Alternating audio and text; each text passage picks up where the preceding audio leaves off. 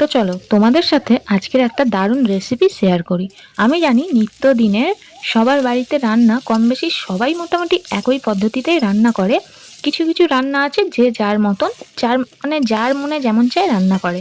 তো আমি আজকে তোমাদের লাউ চিংড়ি রেসিপিটা দেখাবো। তোমরা কেমন করে বানাও সেটা কিন্তু আমাকে অবশ্যই জানিও, আর আমি কিভাবে বানাচ্ছি সেইভাবে একবার বানিয়ে খেয়ে দেখো।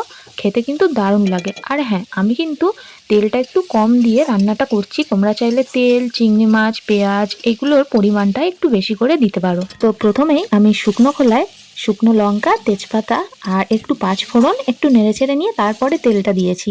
তেলটা গরম হয়ে গেলে তারপরে আমি কিছুটা রসুন থেতো করে নিয়ে সেটাকে লাল লাল করে ভেজে নিয়ে দিয়ে দিয়েছিলাম বেশ অনেকখানি পেঁয়াজ কুচি। পেঁয়াজটাও ভালো করে ভাজা ভাজা হয়ে এলে দিয়ে দিয়েছিলাম চিংড়ি মাছটা। চিংড়ি মাছটা নেড়েচেড়ে দিয়ে দিয়েছিলাম টমেটো আর কাঁচা লঙ্কা কুচি। সব কিছু একসাথে নাড়তে নাড়তে দিয়ে দিয়েছিলাম পরিমাণ মতো নুন, হলুদ, শুকনো লঙ্কার গুঁড়ো দিয়ে ভালো করে মশলাটাকে কষিয়ে নিয়েছি। আর এরপরে দিয়ে দিয়েছি কেটে রাখা লাউটা। সবটা দিইনি কারণ নাড়তে অসুবিধা হয়েছিল, তাই একটুখানি রেখে দিয়েছিলাম, অল্প অল্প করে দিয়ে নাড়ছিলাম। লাউটাকে কিন্তু আমি আগের থেকে ভাপিয়ে রাখিনি। তোমরা চাইলে কিন্তু লাউটাকে আগের থেকে ভাপিয়ে রাখতে পারো। আর তোমরা ভাপিয়ে রান্না করো নাকি সেটাও কিন্তু আমাকে জানিও। আর দেখো, নেড়েচেড়ে ঢাকা দিয়ে দিয়েছিলাম, কতখানিটা জল উঠেছে।